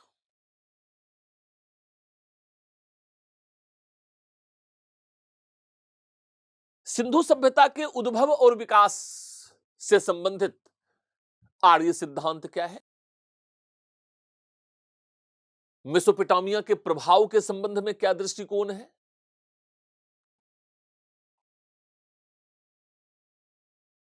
सिंधु सभ्यता के उद्भव के संबंध में देसी उद्भव के सिद्धांत क्या है? और फोर्थ डायमेंशन आप सभी लोग छोड़ देते हैं, सिंधु घाटी सभ्यता के उद्भव को पुरातात्विक साक्ष्यों के आधार पर वैज्ञानिक दृष्टिकोण से कैसे प्रस्तुत किया जा सकता है? अर्थात क्या सिंधु घाटी सभ्यता के विकास को नवपाषाणीय विकास के चरमोत्कर्ष के रूप में प्रस्तुत किया जा सकता है? क्योंकि उत्तर पश्चिम भारत में मेहरगढ़ और आसपास के क्षेत्रों में 7000 बीसी में कृषि आधारित संस्कृतियों और ग्राम समूहों के विकास को सबसे पहली बार देखा गया। फिर 7000 बीसी से 5500 बीसी, 5500 बीसी से 3500 बीसी, और 3500 बीसी से 2500 बीसी में, और 2500 बीसी से 1700 बीसी में, और 1700 बीसी से लेकर के फिर 1200 बीसी में नवपाषाणिक विकास या हड़प्पा सभ्यता के विकास के विभिन्न पुरातात्विक साक्ष्य किस तरह से स्पष्ट होते हैं, और उसके आधार पर सभ्यता के क्रमिक उत्पत्ति के सिद्धांत को कैसे समझा जा सकता है, कैसे प्रस्तुत किया जा सकता है।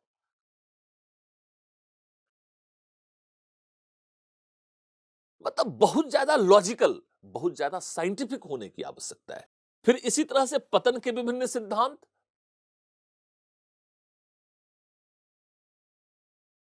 उसके समर्थन में क्या तर्क दिए जा सकते हैं, उसकी आलोचना से संबंधित क्या तर्क हो सकते हैं, और सबसे महत्वपूर्ण बात तो यह कि हड़प्पा सभ्यता के पतन को क्या हम पतन मान सकते हैं? सबसे बड़ी बात तो यही है। जब हम ये कहते हैं कि हड़प्पा सभ्यता का पतन हो गया,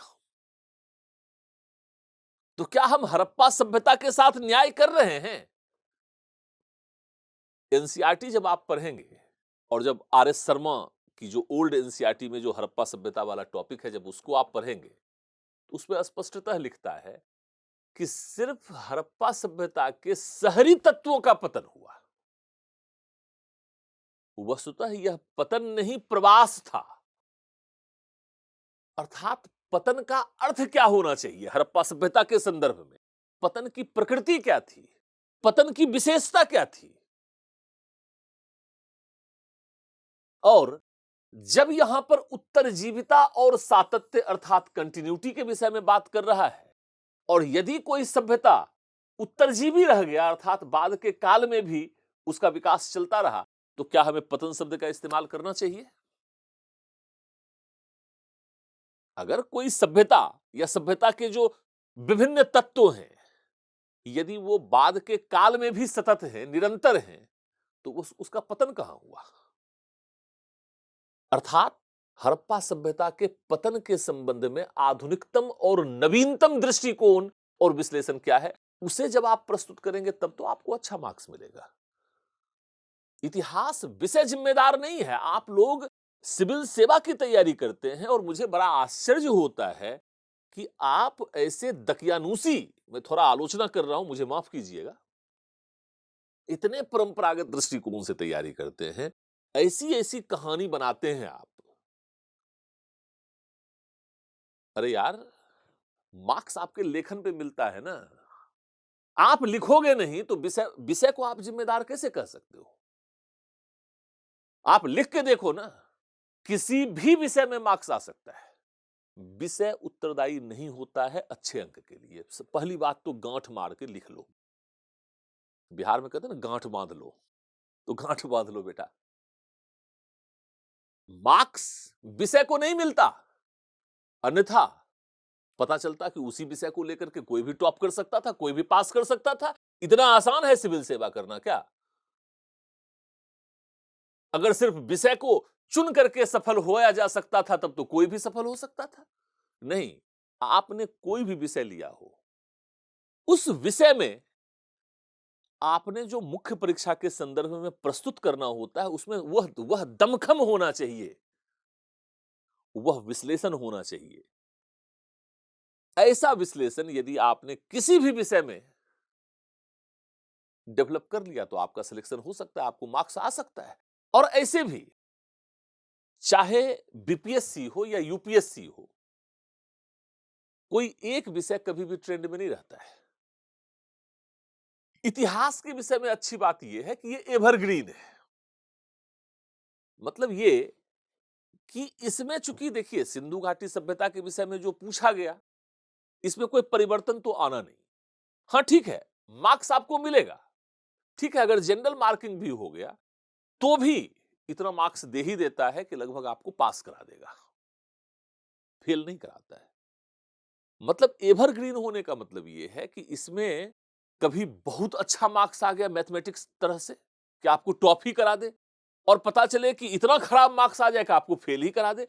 इतिहास ऐसा विषय नहीं है। यह एक ऐसा विषय है जिस पर आप भरोसा कर सकते हैं। यह आपको धोखा नहीं देगा, आपको रेस में हमेशा बनाकर रखता है। जहां तक ये बात मैंने पहले ही कई बार बोल दी है कि जहां तक इतिहास विषय में मार्क्स लाने की बात है, तो कुछ टेक्निक्स है, उसका इस्तेमाल जब हम अपने प्रेजेंटेशन में करते हैं, अपने प्रस्तुतिकरण के अंतर्गत उन विशेषताओं को हम समाहित कर लेते हैं, विश्लेषण के एक उच्च स्तर को हम प्राप्त कर लेते हैं, तो किसी भी विषय में अच्छा मार्क्स प्राप्त हो सकता है। इतिहास सरल विषय है, कोई भी बच्चा इसे पढ़ सकता है, समझ सकता है और इसका डेवलपमेंट कर सकता है। इसलिए ये अन्य विषयों की तुलना में थोड़ा ज्यादा इजी है। ये टेक्निकल पेपर नहीं है, ये बिल्कुल फ्लैट है, इसे कोई भी ले सकता है। इतिहास विषय में चूंकि सबसे अधिक अभ्यर्थी आते हैं, और यदि यहां पर वो विशेषता या वो उच्च स्तर आपने ला दिया तो आपकी कॉपी सीधे सीधे हजारों कॉपी में से अलग हो गई, आपको मार्क्स मिलेगा ही मिलेगा। अर्थात आप जिम्मेदार हैं, आपका लेखन जिम्मेदार है, आपका विश्लेषण जिम्मेदार है। इस तार्किकता के साथ अगर आप तैयारी करते हैं, आपको कभी प्रॉब्लम नहीं होगा। जिस साल भी आपको कम मार्क्स मिल जाए, आप समझना कि आपके लेखन में समस्या है, आपके दृष्टिकोण में समस्या है। हाँ ठीक है, कई बार होता है कि कई सब्जेक्ट्स के साथ जनरल मार्किंग हो जाता है, लेकिन आपको घबराने की जरूरत नहीं है। हर साल तो आप अपना विषय चेंज नहीं करेंगे ना। उसी विषय को बेटर से बेटर बनाने के अप्रोच पर काम कीजिए। खैर, एक तो ये सिंधु सभ्यता के विषय में हमने आपको बतलाया। फिर देखिए, वैदिक युग है, समझिएगा आप। इसे हम लोग कहते हैं वैदिक संस्कृति। मतलब ये सभ्यता जैसा विकास नहीं है, ये संस्कृति है, अर्थात मानव विकास की प्राथमिक अवस्था है। इसमें हमेशा अध्ययन के तुलनात्मक दृष्टिकोण को अपनाना चाहिए, अर्थात वैदिक संस्कृति को ऋग्वैदिक और उत्तर वैदिक में बांट दीजिए। उत्तर वैदिक समाज, सॉरी, समाज ऋग्वैदिक समाज, उत्तर वैदिक समाज। अर्थव्यवस्था ऋग्वैदिक अर्थव्यवस्था, उत्तर वैदिक अर्थव्यवस्था। राजनीतिक विकास ऋग्वैदिक काल, उत्तर वैदिक काल। धार्मिक विकास ऋग्वैदिक काल, उत्तर वैदिक काल। तुलनात्मक अध्ययन कीजिए। वैदिक संस्कृति के अंतर्गत विशेषकर समाज व अर्थव्यवस्था, समाज अर्थव्यवस्था व संस्कृति मतलब धर्म और दर्शन के क्षेत्र में तुलनात्मक विकास को समझने का प्रयास कीजिए। सामान्यतः प्रश्न भी ऐसे ही आते हैं कि ऋग्वैदिक काल से उत्तर वैदिक काल में निरंतरता और परिवर्तन के तत्व, साथ ही साथ सिंधु घाटी सभ्यता से जब हम, ये दोनों सिंधु घाटी सभ्यता से है और यहां पर हमने वैदिक संस्कृति के विषय में पढ़ा, तो अब आपको क्या करना चाहिए, सिंधु सभ्यता और वैदिक संस्कृति के बीच भी एक तुलनात्मक अध्ययन करना चाहिए, जो यहां पर देखिए फोर्थ पॉइंट में दिया हुआ है। सिंधु सभ्यता और वैदिक संस्कृति के बीच समानताएं और असमानताएं। और फिर छठी शताब्दी ईस्वी पूर्व एक परिवर्तन के काल के रूप, परिवर्तन के कारक क्या हैं, धार्मिक क्रांतियां क्या हैं, अर्थात वैदिक काल के पश्चात आप छठी शताब्दी ईस्वी पूर्व में आते हैं। तो सबसे पहले यदि आप इतिहास को बेहतर तरीके से समझना चाहते हैं, पढ़ना चाहते हैं, तो आपको यह करने की आवश्यकता है कि छठी शताब्दी ईस्वी पूर्व में परिवर्तन के कारक क्या है, एजेंट ऑफ चेंज। छठी शताब्दी ईस्वी पूर्व ही नहीं बल्कि एक काल से जब दूसरे काल में आप जाते हैं तो आप अपने अंडरस्टैंडिंग को डेवलप कीजिए, अर्थात एक काल से जब दूसरे काल में गए तो परिवर्तन के कारक क्या है, परिवर्तन के तत्व क्या है, समाज में, अर्थव्यवस्था में, राजनीति में, प्रशासन में, धर्म दर्शन इत्यादि के अंतर्गत परिवर्तन के तत्व क्या है, और सततता के क्या तत्व हैं, कौन सी चीजें कंटिन्यूड है और किसमें परिवर्तन आ गया। इतिहास में परिवर्तन को समझने का प्रयास करना है, रटने का प्रयास नहीं करना है। ये एक काल से दूसरे काल में जब आप आते हैं तो आपको परिवर्तन को समझना है। विशेष करके सामाजिक आर्थिक परिवर्तन को समझिएगा, क्योंकि सामाजिक आर्थिक कारकों में जब परिवर्तन होता है तो वही राजनीति में परिवर्तन लाता है, वही धर्म दर्शन और संस्कृति में परिवर्तन लाता है। और विशेषकर आजकल जो न्यू अप्रोच पर प्रश्न पूछे जा रहे हैं उसके अंतर्गत इसी सामाजिक, सांस्कृतिक और आर्थिक परिवर्तन को महत्व दिया गया है।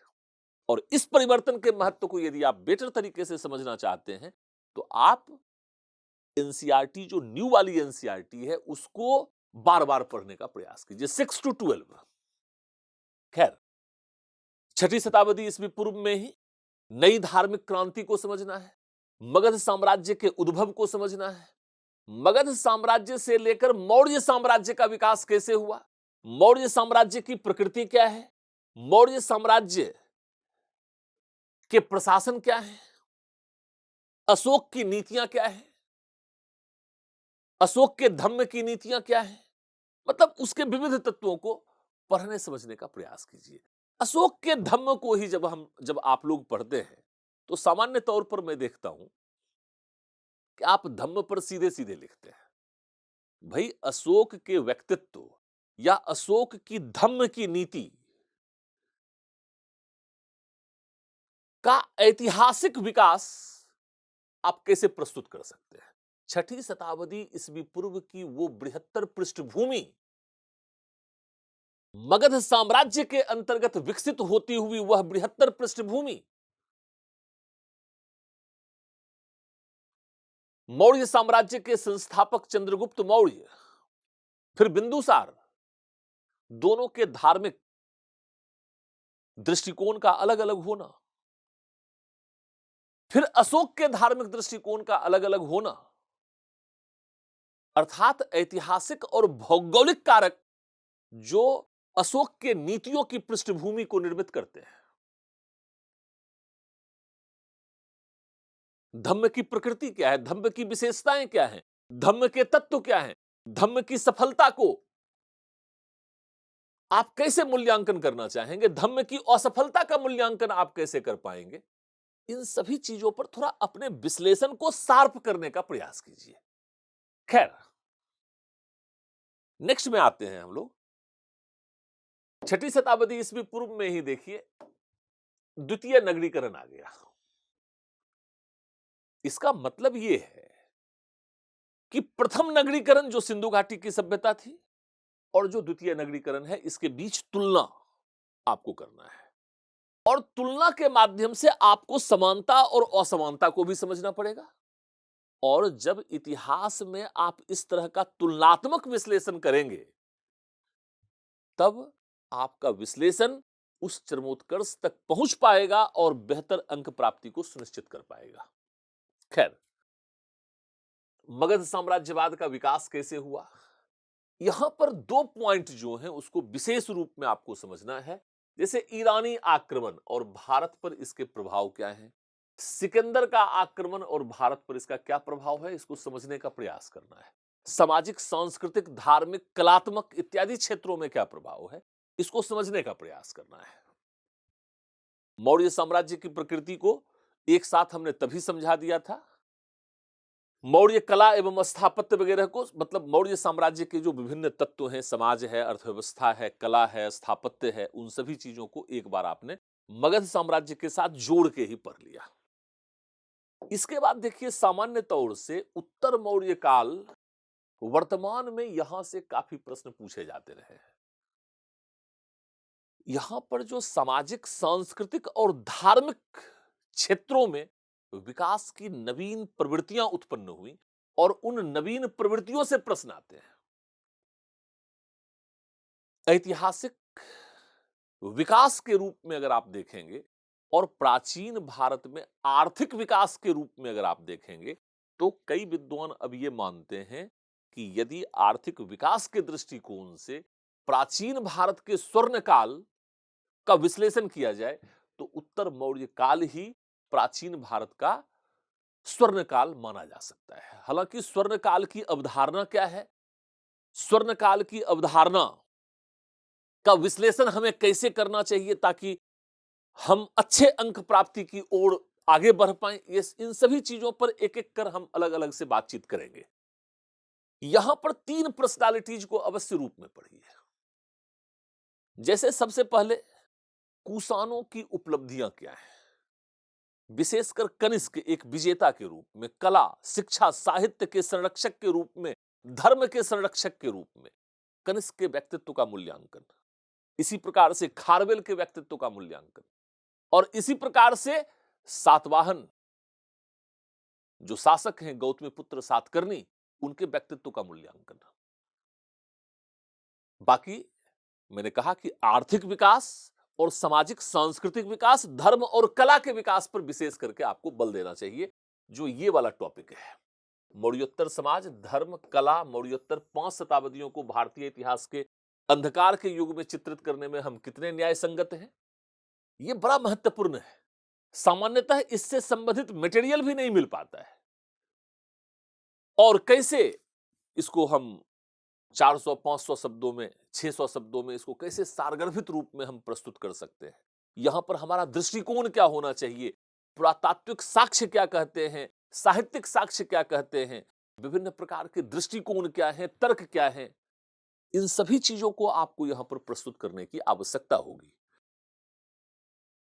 इसी प्रकार से गुप्त काल, गुप्तों के उदय की अनुकूलतम परिस्थितियां क्या हैं, समुद्रगुप्त का सैन्य अभियान पूरा मैप पर आप प्रेजेंट कर सकते हैं, चंद्रगुप्त द्वितीय की उपलब्धियां क्या हैं, फिर गुप्तों का पतन कैसे हो गया, विशेषकर स्कंदगुप्त और हूनों के विरुद्ध जो सैन्य अभियान है, इसको समझने की आवश्यकता है। गुप्त साम्राज्य का पतन कैसे हुआ, विभिन्न क्षेत्रों में सकारात्मक और नकारात्मक विकास की प्रवृत्तियों के आधार पर गुप्त काल को स्वर्ण काल के रूप में किस प्रकार विश्लेषित किया जा सकता है, इसका मूल्यांकन कैसे किया जा सकता है, इसकी आलोचना क्या हो सकती है, इन सभी दृष्टिकोणों को बेहतर रूप में आपको यहां पर समझने की आवश्यकता होगी। सामान्य तौर पर मैं ये समझता हूं कि इतिहास में वर्तमान में मौर्यों के पश्चात उत्तर मौर्य काल और गुप्तों के पश्चात गुप्तोत्तर काल को फोकस करने की आवश्यकता है। यहां से प्रश्न पूछने की प्रवृत्ति अधिक बनी हुई है। बाकी बिहार के संदर्भ में मगध या जैन धर्म, बौद्ध धर्म या मौर्य काल हमेशा हमेशा के लिए आप तैयार रखिए, एवरग्रीन टॉपिक है। प्रीलिम्स, मेंस, जीएस हर कहीं आपके लिए यूज हो सकता है। यहां पर बहुत महत्वपूर्ण है कि गुप्तकालीन धर्म कला का तुलनात्मक अध्ययन कीजिए। तुलनात्मक अध्ययन का मतलब गुप्तकालीन धर्म का मौर्यकालीन धर्म और कला के साथ तुलनात्मक अध्ययन। और जब हम गुप्तकालीन धर्म और कला का तुलनात्मक अध्ययन करते हैं, तो यदि इसे हम हड़प्पा सभ्यता के साथ भी तुलनात्मक विश्लेषण करें, तो हमारा विश्लेषण दूसरे अभ्यर्थियों की तुलना में कहीं अधिक विस्तृत दृष्टिकोण पर आधारित होता है और यह आपके उत्तर लेखन में उस बृहत्तरता का समावेश करता है, उस नए दिशा का समावेश करता है जिसके आधार पर आप बेहतर से बेहतर अंक प्राप्ति को सुनिश्चित करने की दिशा में आगे बढ़ सकते हैं। इसलिए हमने शुरू से ही आपको यह समझाने का प्रयास किया कि इतिहास विषय में आप अपने नवीन अप्रोच के आधार पर, नवीन विश्लेषण के माध्यम से, बेहतर विश्लेषण के माध्यम से और बेहतर प्रस्तुतिकरण के माध्यम से अच्छे अंक प्राप्ति को सुनिश्चित करने की दिशा में अग्रसर हो सकते हैं। आपको कहीं कोई दिक्कत का सामना नहीं करना पड़ेगा। दक्षिण भारत के इतिहास को ही आप लोग छोड़ते हैं। मेरा यह दृष्टिकोण रहा है दक्षिण भारत के इतिहास में कि ठीक है, थोड़ा सा तो हम लोग दक्षिण भारत के इतिहास में एक टॉपिक या दो टॉपिक मान लीजिए यहां पर हमें पढ़ना है एंशिएंट हिस्ट्री में, और कुछ टॉपिक हमें मेडिएवल हिस्ट्री में, जिसे हम लोग आरंभिक मध्यकालीन इतिहास कहते हैं, अर्थात 800 से 8वीं शताब्दी से लेकर 12वीं शताब्दी तक, जिसके अंतर्गत हम राष्ट्रकूटों को पढ़ते हैं, त्रिपक्षीय संघर्ष को पढ़ते हैं, चोलों की उपलब्धियों के विषय में बातचीत करते हैं। ये सब हमें वहां पर पढ़ना होता है। मैं ये समझता हूं कि दक्षिण भारत के इतिहास का बेहतर विश्लेषण प्रस्तुत करने के लिए आपको दक्षिण भारत के इतिहास को एक साथ पढ़ना चाहिए। और इसको कैसे पढ़ना चाहिए? तो आप सबसे पहले महापाषाण काल को पढ़िए। जब भारत में उत्तर वैदिक काल चल रहा था, तभी दक्षिण में महापाषाणिक मेगालिथिक पीरियड चल रहा था। और यह मेगालिथिक पीरियड बहुत ही लंबा पीरियड था। इधर मगध साम्राज्य आ गया, महाजनपद आ गए और फिर मौर्य साम्राज्य आ गया। लेकिन दक्षिण भारत की जो महापाषाणिक संस्कृतियां हैं, वो 1000 बीसी से लेकर 300 बीसी तक चलती रही। 6ठी शताब्दी ईस्वी पूर्व में उत्तर भारत के संदर्भ में आप महाजनपदों के साथ आरंभिक राज्यों के उदय को देखते हैं। दक्षिण भारत में 300 बीसी से 300 एडी के बीच आरंभिक राज्यों की उत्पत्ति को आप देखते हैं। चोल, चेर, पांड्य, जिसे संगम काल कहा गया है। फिर उसे समझने का प्रयास कीजिए, अर्थात महापाषाणिक विकास को संगम काल के विकास से जोड़िए। संगम काल और फिर पल्लव चालुक्य काल के अंतर्गत, पल्लव चालुक्य का जो काल है वह 550 से 750 एडी का माना जाता है। तो संगम काल और फिर पल्लव चालुक्यों के काल में दक्षिण भारत का आर्यीकरण कैसे हुआ? आर्यीकरण का मतलब यह है कि उत्तर वैदिक काल में समाज, संस्कृति, धर्म जीवन शैली, चिंतन, मनन, दर्शन के क्षेत्र में जो कुछ भी मूल मान्यताओं का विकास हुआ, उन्हीं मूल मान्यताओं का प्रचार प्रसार संगम काल में और विशेष करके पल्लव चालुक्यों के काल में, फिर आगे राष्ट्रकूटों के काल में, फिर चोलों के काल में उसको आगे बढ़ाया गया।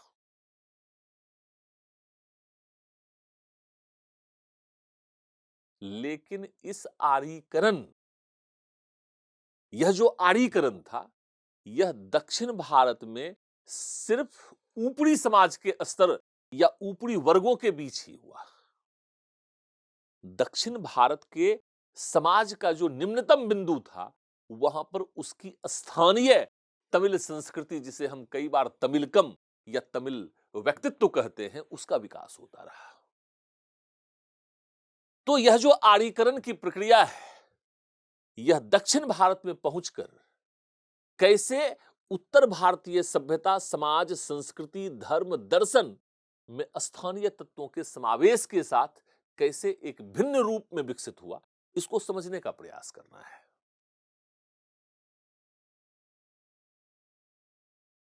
चंद्रगुप्त मौर्य के साथ ही आपको लगातार यह चंद्रगुप्त मौर्य ने सबसे पहले दक्षिण भारत में अभियान किया। संगम काल में भी इसके साहित्यिक साक्ष्य उपलब्ध हैं, इसके पुरातात्विक साक्ष्य भी उपलब्ध हैं। और फिर आप समुद्रगुप्त के अभियान तक आप पढ़ते हैं कि उत्तर भारत से हमेशा दक्षिण भारत की ओर अभियान हुए। लेकिन जब आप राष्ट्रकूटों के इतिहास को पढ़ते हैं या जब राजेंद्र चोल के विषय में आप पढ़ते हैं, तो आप देखेंगे कि इतिहास अपने आप को दोहरा रहा है, लेकिन रिवर्स मोड में। कैसे? अब आप देखेंगे राष्ट्रकूटों के काल में और राजेंद्र चोल के काल में कि दक्षिण भारत से सैन्य अभियान हो रहे हैं उत्तर भारत की ओर, और वो सफलतम सैन्य अभियान हो रहा है।